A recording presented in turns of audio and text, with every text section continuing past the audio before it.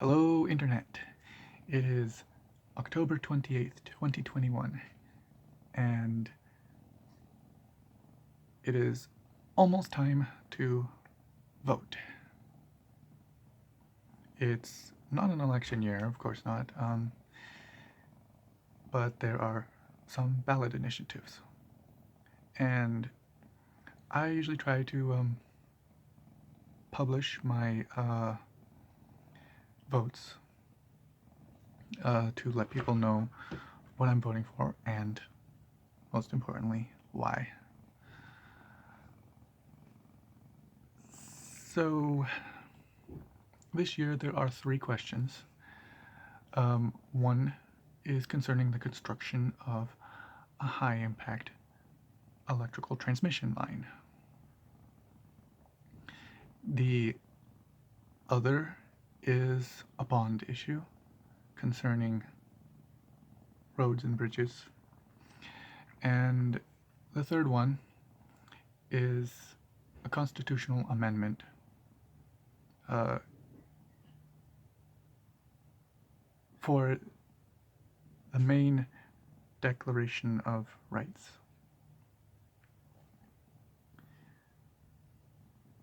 Two of these are very hot topics right now. Now, let's get into this. I will explain what these are, why, and what I'm voting for, and why.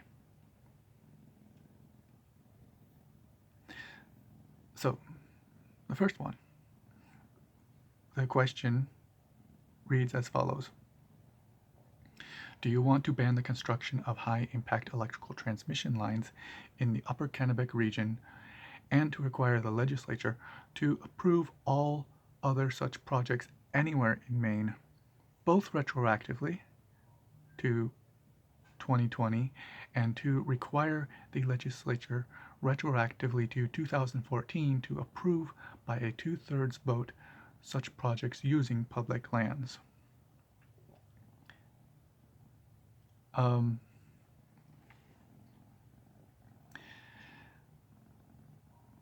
I'll tell you what I think about this. I just happen to know that CMP and Hydro-Québec are the ones behind this transmission line. Hydro-Québec wants to build this line to sell power directly to Massachusetts.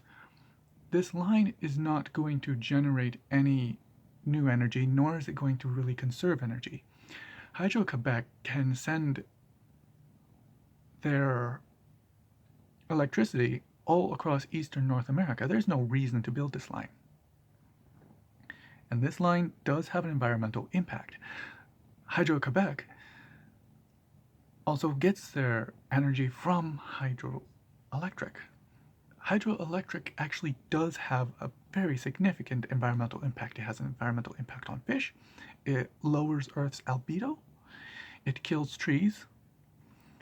And they built these dams on indigenous land.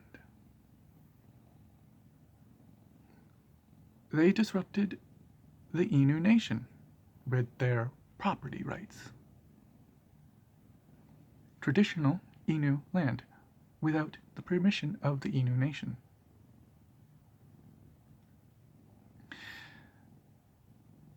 So the Innu reached out to the Penobscot Nation, which is based here in Maine,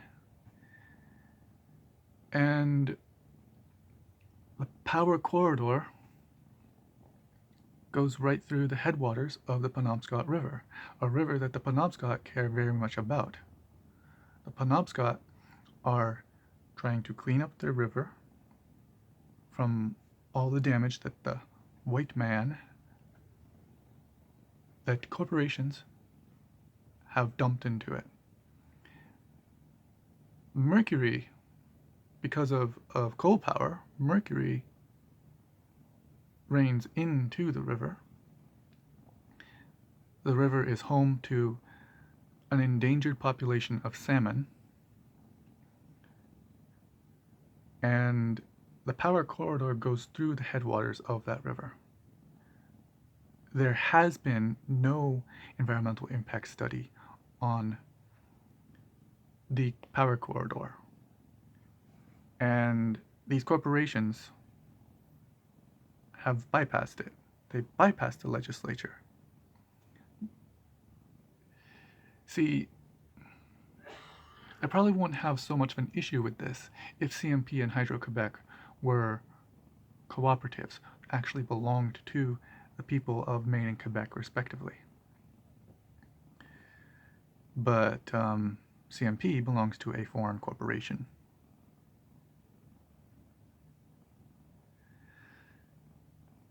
They're not beholden to the indigenous people. They're not beholden to the people of Maine.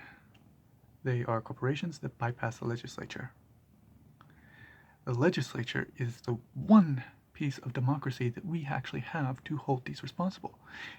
So I fully support retroactive laws then. Now CMP is pushing this propaganda that these retroactive laws, maybe your company will be next. Come on, mom and pop businesses are closer to the working class than that. The legislature is not going to target us in that way. The legislature is how we, both small businesses and proletariat, hold you responsible. So, I'm voting yes on 1. Question 2. Question 2 reads as follows. Do you favor a 100 million bond issue to build or improve roads, bridges, railroads, airports, transit facilities, and ports, and make other transport investments to be used to leverage an estimated $253 million in federal and other funds?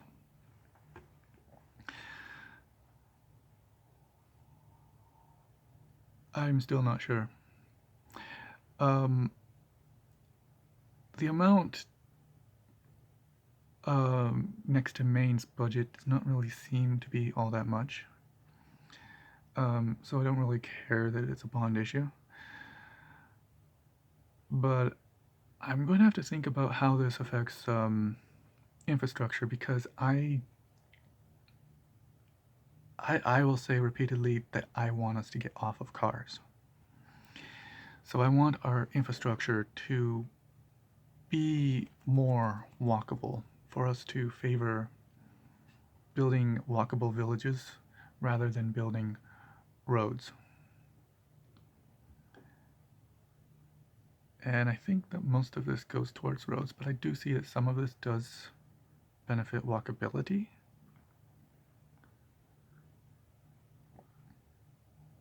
I'll think about it. Let's move on to question 3. So, question 3 reads as follows. Do you favor amending the Constitution of Maine to declare that all individuals have a natural, inherent, unalienable right to grow, raise, harvest, produce, and consume the food of their own choosing, and for their own nourishment sustain bodily health and well-being? This is really interesting. And I know, I happen to know one of the politicians behind this, my own senator, Craig Hickman.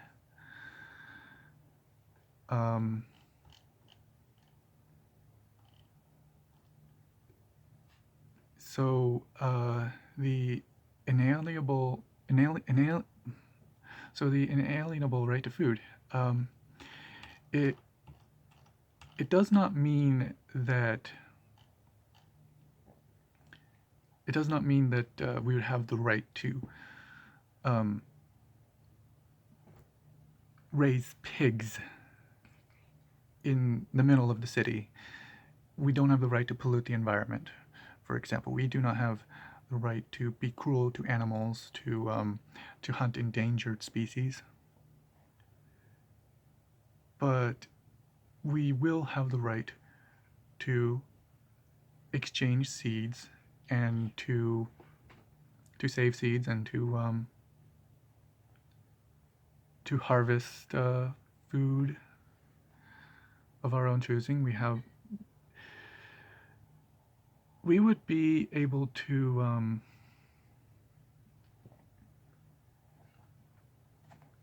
we'd be able to do things that we are already able to do, but this would be a protected right. And perhaps new laws will follow from this. I could imagine that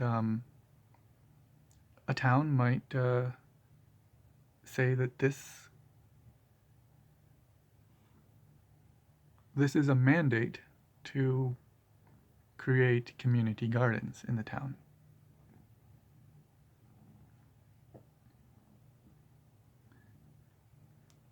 We'll find out. We'll see what happens. Maybe for now nothing is going to come of this. But there is hunger in Maine. There are places that are very far from quality food sources. Right now, this kind of relates to a thought that I have on question 2. But right now, there are places where if you want to access good food, you have to drive. But if food is a right, according to the Maine Constitution, the state of Maine might make sure that is not necessary. That you won't have to drive. That there will be more accessibility. This kind of relates to question 1. Maybe the no vote I'll pass on question 1, but if the yes vote passes on question 2, then it will be ruled that CMP and Hydro-Québec do not have the right to damage the headwaters of the Penobscot River, and that the Penobscot Nation, which has been here far longer than either of the other 2 entities, has a right to clean up the river, to restore salmon populations, to make salmon into a potential food source. So, yes, I will be voting yes on 1 and yes on 3. And I hope all of you will too, as well. Like, share, and subscribe.